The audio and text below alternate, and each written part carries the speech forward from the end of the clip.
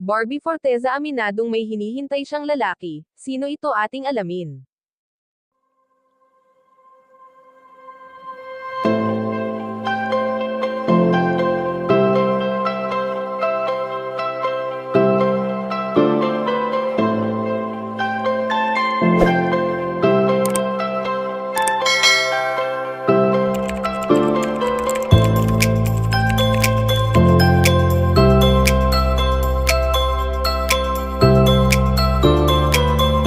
Patuloy pa rin na nakikilala ang tambalang mayroon ng barda na sina Barbie Forteza at ng pambansang ginoon na walang iba kundi si David Licauco na talaga namang marami ang humahanga sa tandem na mayroon ang dalawa.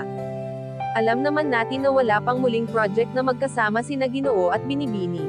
Ngunit hindi pa rin nawawala ang pagiging trending nila, lalo na sa mga kinikilos nila na para bang may kakaiba para sa isa't isa.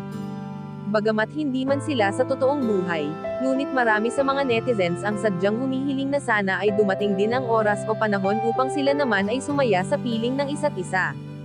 Sa pag-aalaga na ipinapakita nila sa isa't isa ay talaga namang marami ang kinikilig lalo na ang mga solid supporters ng tambalang barda, na hindi sila iniwan simula noon magpasa hanggang ngayon.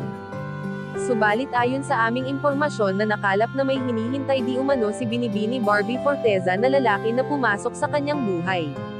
Pag-amin ng dalaga ay naghihintay lang siya at handa na siyang muling pumasok sa isang relasyon na alam naman nating lahat na sasaya siya sa piling ng nag-iisang Ginoo na si David Licauco.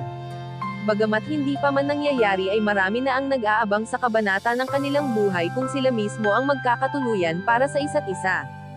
Kayo mga kachika, anong masasabi niyo dito? Please leave the comment and don't forget to subscribe.